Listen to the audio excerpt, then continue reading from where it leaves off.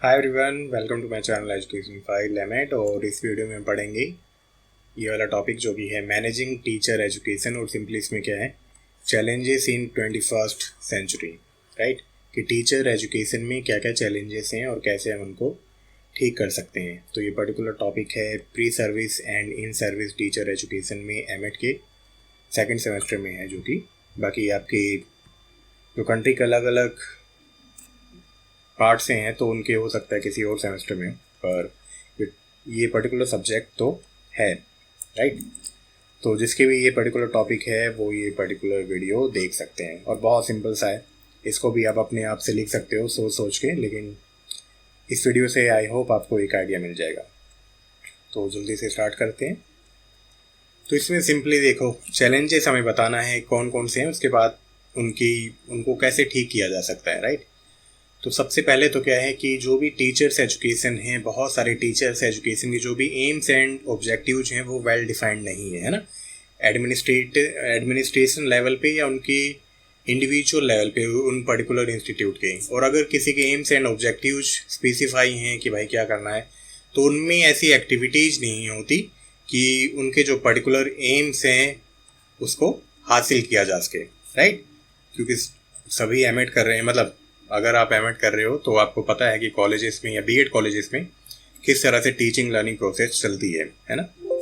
और क्या है, जो टीचर्स एजुकेशन इंस्टीट्यूट हैं उनका नंबर बहुत ज़्यादा बढ़ गया है।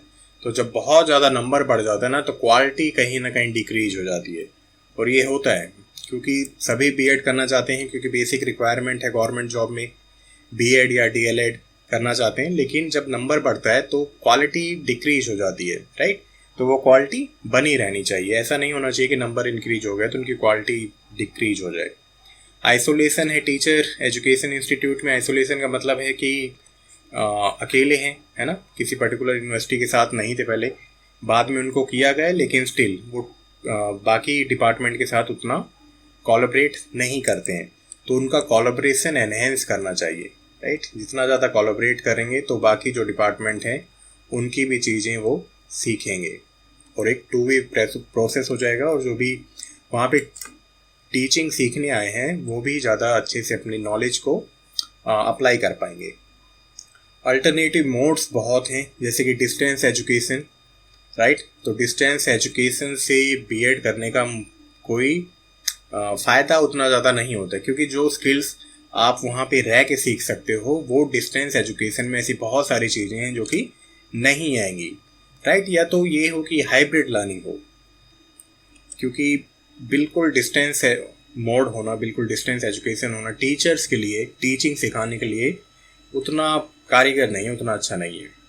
ओके, इग्नू से होती है डिस्टेंस, लेकिन उनकी फिर वैल्यू है क्योंकि वो प्रॉपर करवाते हैं, प्रैक्टिकल्स करवाते हैं, तो वो सब चीज़ें बहुत अच्छे से होनी चाहिए अगर डिस्टेंस एजुकेशन है तो, right. Time to time class लगना या हाइब्रिड वे ऑफ लर्निंग होना बहुत ज़रूरी है। देन है करिकुलम रिलेटेड प्रॉब्लम्स हैं, करिकुलर या को करिकुलर एक्टिविटी जिस लेवल के नहीं होती कि उससे एक अच्छा टीचर बाहर है, राइट। और आपने देखा होगा सिलेबस में भी कई बार बहुत ज़्यादा मिस्टेक्स रहती है। ये तो एक पहलू है, बाकी बहुत सारे पहलू हैं करिकुलम एंड मतलब curricular and co-curricular activities में। देन है personal and social skills are missing, क्योंकि टीचर्स एजुकेशन इंस्टीट्यूट ही ऐसे नहीं है जो कि वो चीज़ें इनकलकेट करें बच्चों में, right. Non attending mode of learning चलता है बीएड कॉलेजेस में। लैक ऑफ यूनिफॉर्मिटीज, कि हर एक जगह पे अलग अलग चीज़ें हैं।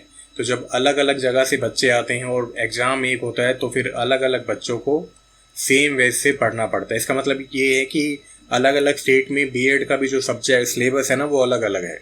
और जब टीचर्स की वैकेंसी निकलती है सेंट्रल, तो आपको उसके अकॉर्डिंग प्रिपेयर करना पड़ता है। तो सिलेबस ऐसा हो कि यूनिफॉर्म हो। रीजनल इम्बैलेंस तो वो है ही, रीजनल डाइवर्सिटी है, लेकिन स्टिल जो सिलेबस है वो बहुत ज़्यादा यूनिफॉर्म होना चाहिए कि चाइल्डहुड एंड ग्रोइंग अप पढ़ा है तो उसका सिलेबस मोस्टली सेम हो। ऐसा नहीं है किसी और यूनिवर्सिटी में वो अलग पढ़ाया गया है या किसी और यूनिवर्सिटी में वो अलग तरीके से पढ़ाया गया है, राइट। तो यूनिफॉर्मिटीज भी होना ज़रूरी है। Financial condition private educational institute में बहुत ज़्यादा अच्छी नहीं है, तो बाकी जो चीज़ें होती हैं वो भी अच्छे से नहीं होती हैं। जो टीचर्स एजुकेटर्स हैं वो भी उतने ज़्यादा कॉम्पिटेंट नहीं हैं, राइट। जब खुद ही टीचर्स एजुकेटर ही कॉम्पिटेंट नहीं है तो वो आने वाले प्रोस्पेक्टिव टीचर्स को कितना पढ़ाएगा, कितना बताएगा, राइट। तो टीचर्स एजुकेटर को भी या उनकी शिक्षा को भी एनहेंस करने की ज़रूरत है। एक्सपेरिमेंट एंड इनोवेशन बहुत कम है टीचर्स एजुकेशन में, है भी तो बहुत लिमिटेड सा है। इम्प्रॉपर ऑर्गेनाइजेशन है टीचर्स एजुकेशन का, ठीक है। देन है अनप्लैंड एंड इनसफिशेंट को करिकुलर एक्टिविटीज़, ये बहुत ही कम देखने को मिलती है, ये चीज़ें बहुत कम कॉलेजेस में होती हैं ये सब। देन है teaching practices are not there, बिल्कुल सही बात है, बच्चे आते हैं, मतलब एक तो बीएड कॉलेजेस में स्टूडेंट ही बहुत कम आते हैं क्योंकि मोस्टली तो नॉन अटेंडिंग है, कई बार ऐसा होता है, और अगर जो आते भी हैं तो उनकी भी क्लास नहीं लगती है ना, तो ये चीज़ें हैं। देन है पुअर फीडबैक मैकेनिज्म, कि अगर किसी को कोई सुझाव भी देना है तो उसके लिए भी प्रॉपर फीडबैक मैकेनिज्म नहीं है ना, और फीडबैक आता भी है तो उस पर सुधार नहीं किया जाता है, तो ये चैलेंजेस हैं। डेडिकेशन की कमी, ये भी एक चैलेंज है, एटीट्यूड ना होना, डेडिकेशन ना होना, अपने प्रोफेशन के प्रति ऑनेस्टी ना होना, ये सब चीज़ें भी हैं। ऑक्यूपेशनल परसेप्शन और एटीट्यूड की कमी, ये ज़रूरी है होना, लेकिन ये सब चीज़ें नहीं है। टीचर्स एजुकेशन में रिसर्च बहुत ज़्यादा नहीं है या क्वालिटी रिसर्च नहीं है, right. Evaluation system teachers education में अभी भी फॉल्टी है, अभी भी एग्ज़ाम में जो बीएड के एग्ज़ाम होते हैं बहुत सारी नकल चलती है ना।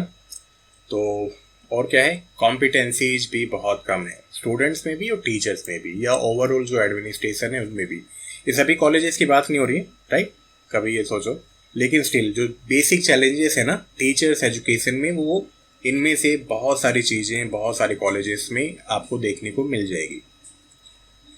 तो किस तरह से इन चैलेंजेस को दूर किया जा सकता है? पहला तो है कि inculcate proper teaching attitude, values, character building profession है तो ये सभी चीज़ें एक टीचर में डालना या प्रोस्पेक्टिव टीचर में इनकलकेट करना। प्रोसीजर थोड़ा स्ट्रिक्ट होना चाहिए जब एडमिशन हो, राइट, मतलब वही बच्चे टीचर एजुकेशन में आए जिनका इंटरेस्ट है, और प्रॉपर एंट्रेंस टेस्ट होना चाहिए। देन है करिकुलम ऐसा होना चाहिए कि हॉलिस्टिक डेवलपमेंट हो, ग्लोबल नीड के अकॉर्डिंग एंड कंट्री के नीड के भी according, right. Research, innovation and development enhance की जानी चाहिए कि जो टीचर्स एजुकेशन है उनको किस तरह से और ज़्यादा अच्छा किया जाए, या उनकी जो लर्निंग है किस तरह से और ज़्यादा एनहेंस की जाए। एडमिनिस्ट्रेशन में ट्रांसपेरेंसी होना या पारदर्शिता होना बहुत ज़्यादा ज़रूरी है ना, मतलब जो डिजर्व करता है वही सामने आए। देखो थोड़ा बहुत तो बायसनेस होगा ही, लेकिन स्टिल ट्रांसपेरेंसी होनी चाहिए बहुत ज़्यादा हद तक। देन है जो प्रोस्पेक्टिव टीचर्स हैं या भावी टीचर्स हैं उनको आईसीटी टूल्स की नॉलेज होना, क्योंकि आजकल ये बिल्कुल बेसिक चीज़ हो गई है ना, तो ये सभी चीज़ें होना ज़रूरी है। देन है time to time international collaboration होना बहुत ज़्यादा ज़रूरी है, ताकि जो लर्निंग एक्सपीरियंसेस हैं बहुत ज़्यादा अच्छे हों। इससे होता क्या है, देखो जब इंटरनेशनल कोलैबोरेशन होती है तो हम यहाँ पढ़ रहे हैं तो हमें ग्लोबल नीड का भी पता चलता है, ग्लोबल सिनारियो का पता चलता है कि भाई दूसरे देशों में भी किस तरह से टीचर्स एजुकेशन इम्पार्ट की जा रही है, नॉलेज कैसे दी जा रही है और क्या क्या चीज़ें वहाँ पे अपनाई जा रही हैं, तो ये चीज़ें होनी चाहिए टाइम टू टाइम। देन जो टीचर्स एजुकेटर हैं उनकी भी टाइम टू टाइम ट्रेनिंग होना बहुत ज़्यादा ज़रूरी है। करिकुलम जो भी है उसको टाइम के साथ रिवाइज करना या इंडस्ट्री के नीड के साथ रिवाइज करना ज़रूरी है। टीचर्स के लिए कौन सी इंडस्ट्री है हमारे लिए? टीचर मतलब टीचिंग ही इंडस्ट्री है ना, तो टीचिंग के लिए एक ऐसा टीचर तो फ्यूचर में आना चाहिए कि जिसमें वो सभी चीज़ें हों, और वो जब रियल फील्ड में जाए, प्रैक्टिकल वर्क करे, तो वो वहाँ पे अच्छे से टीच कर पाए, है ना। तो कब होगा? जब उसकी ट्रेनिंग या टीचिंग अच्छी, मतलब उसकी जो भी टीचर्स एजुकेशन में जब वो पढ़ने गया है तो वहाँ पे उसकी पढ़ाई या शिक्षा अच्छे से हुई हो। ओके, देन है इवैल्यूएशन सिस्टम को एनहेंस करने की ज़रूरत है, उसमें रिफॉर्म्स लाने की ज़रूरत है, उसमें सुधार लाने की ज़रूरत है ना। प्रैक्टिकली टीचर्स को चेक करना ज़्यादा ज़रूरी है। देन है hybrid mode of learning use होना चाहिए, बजाय केवल ऑनलाइन लर्निंग या डिस्टेंस लर्निंग के। ये यूजीसी ने भी कहा है कि हाइब्रिड लर्निंग का इस्तेमाल होना चाहिए। उसने तो हायर एजुकेशन के लिए कहा था क्योंकि टीचर्स के लिए तो NCT ही है।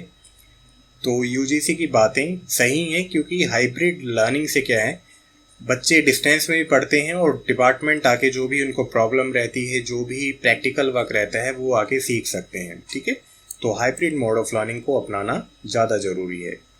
देन है infrastructure to be enhanced for proper experimentation and research. Infrastructure भी होना बहुत ज़्यादा ज़रूरी है, क्योंकि जब हम पेडागोजिकल सब्जेक्ट पढ़ते हैं B.Ed में, तो उनको किस तरह से एक्सपेरिमेंटेशन करें, उसमें वो चीज़ें होनी चाहिए। साइकोलॉजी लैब होनी चाहिए, ICT लैब होनी चाहिए, है ना, या जो भी लैंग्वेज लैब्स होनी चाहिए, वो सभी इंस्टीट्यूट में होना ज़रूरी है, क्योंकि सभी चीज़ें होंगी तो हम और ज़्यादा अच्छे से सीखेंगे। और होनी भी चाहिए, उनमें एक्सपेरिमेंटेशन करवाना भी चाहिए। ऐसा नहीं है केवल लैब दिखा देने से काम चल जाएगा। देन है ग्रोथ अपॉर्चुनिटीज होनी चाहिए टीचर्स के लिए, जो कि आज के समय में उतनी आसान नहीं है देना, क्योंकि पॉपुलेशन बहुत ज़्यादा है और सभी को जॉब प्रोवाइड करना इतना आसान नहीं है। होलिस्टिक डेवलपमेंट, आई थिंक हमने पढ़ लिया है कि होलिस्टिक डेवलपमेंट पे ध्यान देना चाहिए, मतलब उसकी फिजिकल, सोशल, इकोनॉमिकल ग्रोथ को एनहेंस करना चाहिए। देन है नई पेडागोजी ग्लोबल नीड्स के अकॉर्डिंग लैकिंग है, तो वो एनहेंस होनी चाहिए, जैसे कि नए methods, tools and techniques, computer based application, ये सभी चीज़ें यूज करनी आनी चाहिए और ये टीचर्स एजुकेशन में इंक्लूड करनी चाहिए। राइट, तो ये कुछ चैलेंजेस थे और उनको किस तरह से दूर किया जा सकता है, कुछ उपाय थे। आपके खुद भी कुछ थॉट्स होंगे तो प्लीज़ वो लिख देना इसमें। ठीक है, तो मिलते हैं नेक्स्ट वीडियो में। Till then bye bye, take care.